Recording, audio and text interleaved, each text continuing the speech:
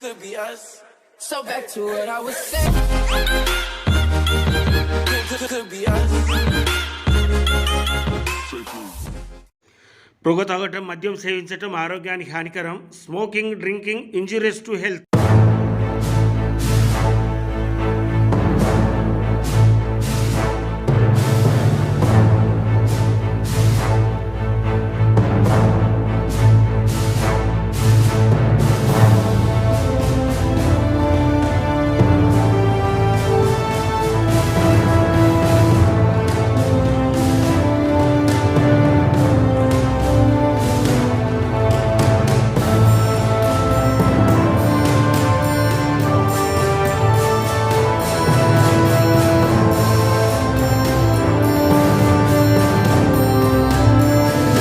మొట్టమొదటిసారిగా సింగరేణి అధికారులందరూ కూడా రోడ్డు మీదకి వచ్చి తమ న్యాయమైనటువంటి కోరికలను తీర్చమని చెప్పి సింగరేణి యాజమాన్యాన్ని కోరుతూ చరిత్రలోనే మొట్టమొదటిసారిగా రోడ్డు మీదకి దిగినటువంటి అధికారుల వైనం ఇది. ఎందుకంటే సింగరేణి అధికారులకు రావాల్సినటువంటి న్యాయమైనటువంటి కోరికలు ఏవైతే ఉన్నాయో, ఒకటి పే అప్గ్రేడేషన్, రెండవది పిఆర్పి, అలాగే మూడవది సకాలంలో స్ట్రక్చర్ మీటింగ్ ఏదైతే ఉందో, స్ట్రక్చర్ కమిటీ మీటింగ్ ఏదైతే ఉన్నదో జరగాలని చెప్పి అధికారులందరూ కూడా కోరుతున్నారు. 2026 జనవరి 1 నుంచి కోల్ ఇండియాలో పే అప్గ్రేడేషన్ అనేది అమలు జరిగింది. దీంతో ఏమవుతుందంటే సింగరేణి జూనియర్ ఆఫీసర్స్ ఎవరైతే ఉన్నారో వాళ్ళకి ఎన్సీడబ్ల్యూఏ కార్మికుల కంటే కూడా తక్కువ జీతాలు, తక్కువ వేతనాలు పొందుతున్నటువంటి వైనం ఇది. ఆ విధంగా పనిచేస్తున్నటువంటి ఎవరైతే ప్రొడక్షన్లో ముందుండి పనిచేస్తున్నటువంటి జూనియర్ అధికారులందరికీ కూడా వేతనాలు చాలా తక్కువ వస్తున్నాయి. అందుకే ఈ పే అప్గ్రేడేషన్ వెంటనే జరగాలని చెప్పి అధికారులందరూ కూడా కోరుతున్నారు. ఆల్రెడీ మాకు వేతన ఒప్పందం ఏంటంటే కోల్ ఇండియాలో ఏదైతే ఒప్పందం జరుగుతుందో, ఆన్ పార్ విత్ కోల్ ఇండియాలో ఏ విధంగా చెల్లించబడుతుందో అది మాకు 1974లోనే జరిగినటువంటి ఒప్పందం.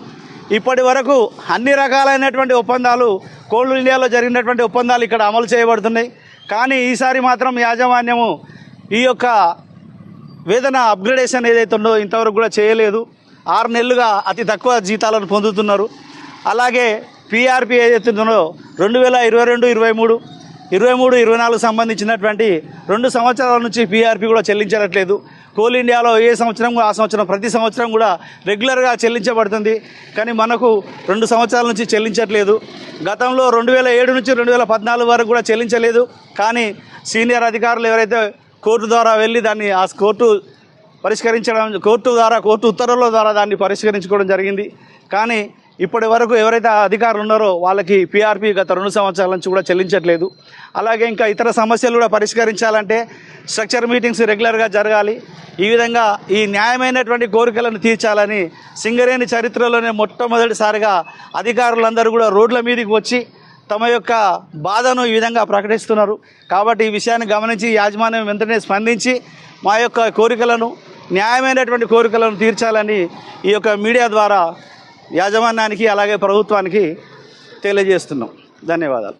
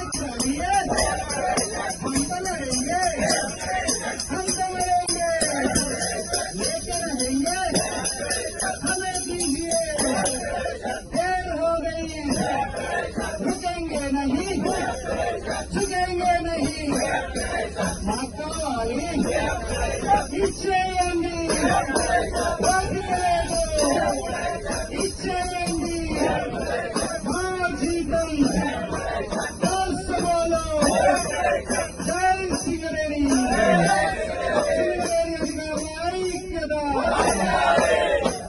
ఇంకెప్పుడు వస్తుంది ఇస్తావా ఇయ్యవా చూసి చూసి కళ్ళు వాయి కడుపంతా మండిపాయి గుండంతా చెరువాయి ఇస్తానని పిలిపిత్తివి ఇయ్యకనే పంపిత్తివి ఇంకెప్పుడు వస్తుంది కొట్లాడితే వస్తుంది ఇంకెప్పుడు వస్తుంది కొట్లాడితే వస్తుంది వస్తదంటే బిఆర్పి వస్తదంటే బిఆర్పి ఇంకెప్పుడు వస్తుంది ఇంకెప్పుడు వస్తుంది జస్టిస్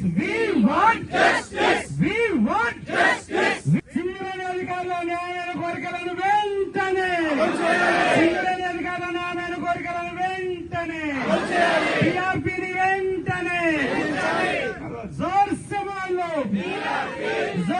बोलो हमें चाहिए प्यार से बोलो हम तो लड़ेंगे नहीं रुकेंगे लेके रहेंगे हमें दीजिए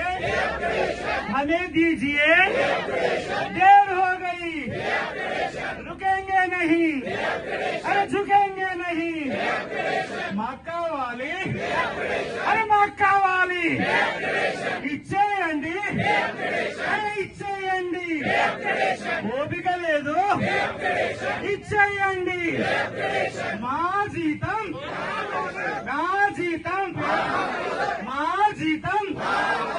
ఇచ్చేయండి ఓపిక లేదు జై సీఎంఏ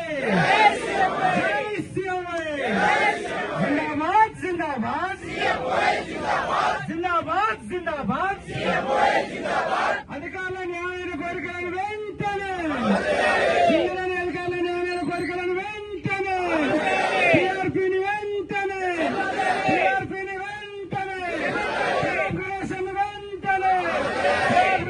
వెంటనే జై Singareni. Okay, thank you very much for your cooperation. సింగరేణిని లాభాల బాటలో నడిపిస్తున్న మన అధికారులు ఈ రోజు తమ హక్కుల కోసం నల్ల కండువాలు వేసుకొని రోడ్ల పైన ర్యాలీలు తీస్తూ కార్యాలయాల ఎదుట నిరాహార దీక్ష చేసుకుంటూ చూడడం చాలా బాధాకరమైన విషయం అండి. అయితే కోల్ ఇండియాలో అమలు పరిచిన ఈ పే అప్గ్రేడేషన్ ని మన సింగరేణి అధికారులకి కూడా వెంటనే అమలు పరచాలని, అలాగే వారి జీతంలో భాగమైన పీఆర్పీని వెంటనే చెల్లించాలని, వారు చేస్తున్న ఈ పోరాటానికి మద్దతుగా ఈ రోజు మేము సంఘీభావం తెలియజేయడానికి వచ్చామండి. పండగ లేదు, పబ్బాలు లేవు, 24/7 డ్యూటీస్ చేస్తారండి వీళ్ళు. ఇంట్లో రాత్రి అనక పగలు అసలు తేడానే ఉండదు వాళ్ళకి. ఒక్క ఫోన్ కాల్ బ్రేక్ డౌన్ అని కటం వెళ్ళిపోతారు. తిండి పైన ధ్యాస ఉండదు, ఆరోగ్యాల పైన హెల్త్ ఇష్యూస్ ఎన్ని ఉంటాయండి వాళ్ళకి. స్ట్రెస్ వల్ల బీపీలు, షుగర్లు, పొల్యూషన్ వల్ల లంగ్స్ ఇన్ఫెక్షన్లు అని, బ్రీతింగ్ ప్రాబ్లమ్స్ అని మన అధికారులు ఎంత మంది ప్రాణాలు కోల్పోయారండి విధి నిర్వహణలో. చాలా బాధగా ఉంది. మానసికంగా వారికే కాదు, మేము కుటుంబ సభ్యులుగా మేము కూడా ఆందోళనకు గురవుతామండి. అయితే ఇల్లాలుగా ఇంటి బాధ్యతల్ని, తల్లిదండ్రుల బాధ్యతల్ని, పిల్లల బాధ్యతల్ని మేము మా భుజాన వేసుకున్నాం కాబట్టే వారు 101% రెస్పాన్సిబిలిటీ తీసుకొని అక్కడ డ్యూటీలలో సొంత సంస్థగా పనిచేయగలుగుతున్నారండి. అయితే లాంటిదైతే మాకు ఇది మెటీరియల్. ఈ మెటీరియల్ కోసం, ఈ సంస్థ బాగు కోసం మేము మాకు కష్టమైనా కూడా చాలా ఇష్టంగా సర్దుకుపోతూ వస్తున్నామండి. అయితే ఒక విషయం చెప్పాలనుకుంటున్నాను, మనకి బాగా నచ్చిన వాళ్ళు, ఇష్టమైన వాళ్ళు మనల్ని బాధ పెడితే వచ్చేది కోపం కాదండి, కన్నీళ్లు. ఆ కన్నీళ్ళకి కారణం మన సంస్థ కాకూడదు అంతే. ఆల్రెడీ వివరంగా చెప్పారు వారి న్యాయబద్ధమైన కోరికలను, అలాగే సమస్యలను వివరంగా చెప్పారు. అయితే తక్షణమే మన యాజమాన్యం దీనికి స్పందించి వెంటనే వారిని పిలిపించి చర్చలకి వారి న్యాయమైన కోరికలను మరియు సమస్యలను పరిష్కరించాలి అని అటు ప్రభుత్వాన్ని, ఇటు యాజమాన్యాన్ని కోరుకుంటున్నామండి. తమ నిరసన కార్యక్రమాల్లో భాగంగా ఈరోజు కొత్తగూడెం కార్పొరేట్ హెడ్ ఆఫీస్, అలాగే అన్ని ఏరియాల జీఎం కార్యాలయాల ఎదురుగా చేపట్టినటువంటి రిలే నిరాహార దీక్ష మొదటి రోజు విజయవంతంగా ముగిసింది. ఇప్పుడు మనకు కొబ్బరి నీళ్లతో నిమ్మరసంతో ఇచ్చి మన నిరసన మొదటి రోజు రిలే నిరాహార దీక్షను విరమింపజేయడానికి వచ్చినటువంటి జీఎం గారికి ప్రత్యేక ధన్యవాదాలు. ఈ రోజు జరిగినటువంటి కార్యక్రమం ఏదైతే ఉందో చాలా భూపాలపల్లిలో చాలా విజయవంతంగా జరిగింది. పొద్దుటి నుండి సాయంత్రం వరకు వివిధ రకాలైనటువంటి యూనియన్లు, ఇతర సంఘాల వాళ్ళు, అలాగే ముఖ్యంగా మన నియోజకవర్గ ఎమ్మెల్యే గారు, అలాగే మాజీ ఎమ్మెల్యే గారు, మన మాజీ స్పీకర్ గారు ముగ్గురు వచ్చి తమ యొక్క సంఘీభావాన్ని తెలియజేశారు. అలాగే ఏఐటీసీ, ఐఎన్టీసీ యూనియన్ నాయకులు, జేఏసీ వాళ్ళు, ఇతర సంఘాల వాళ్ళు అందరూ వచ్చి సంఘీభావం తెలియజేశారు. వారందరికీ మా సీఎంఐ తరఫున, అధికార సంఘం తరఫున అందరికీ ప్రత్యేకంగా ధన్యవాదాలు తెలియజేస్తున్నాం. ఈ రోజుకు ఈ కార్యక్రమాన్ని ఇంతతో ముగిసినట్టుగా ప్రకటిస్తున్నాం. Thank you. జై సీఎంఐ, జై సీఎంఐ. Pay upgradation,